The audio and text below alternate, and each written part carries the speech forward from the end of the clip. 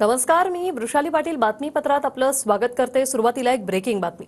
जालन्याच्या वडीगोद्रीत मराठा आणि ओबीसी आंदोलक समोरासमोर आले। लक्ष्मण हाकेंच्या उपोषणस्थळी घोषणाबाजी झाली, तर वडीगोद्रीमध्ये अतिरिक्त पोलिसांचा फौजफाटा सध्या तैनात आहे।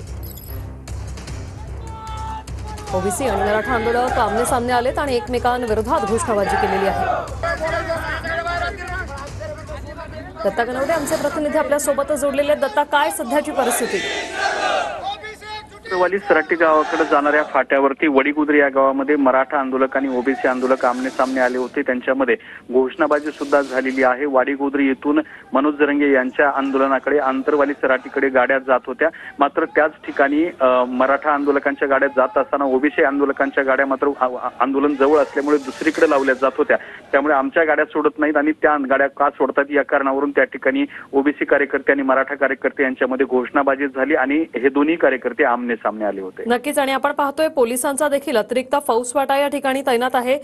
नेमकी काही तणावपूर्ण परिस्थिती अजून वाढण्याची शक्यता आहे? काय सांगाल? तणावपूर्ण शांतता त्या संपूर्ण परिसरामध्ये आहे, कारण मनोज जरंगे पाटील आणि लक्ष्मण हाके यांचं दोघांचे आंदोलन अगदी जवळ सुरू आहे। त्यामुळे दोन्ही बाजूचे कार्यकर्ते या परिसरामध्ये जमतायत आणि अनेक वेळेला हे कार्यकर्ते आमने सामने सुद्धा येतात। मात्र पोलिसांचा मोठा फौजफाटा बंदोबस्त त्या ठिकाणी लावण्यात आलेला आहे। हजारो पोलिसांचा बंदोबस्त संपूर्ण परिसरात लागलेला आहे। त्यामुळे परिस्थिती चिघळण्याची चित्र नाही। नक्कीच, धन्यवाद दत्ता, तुम्ही दिलेल्या या माहितीसाठी।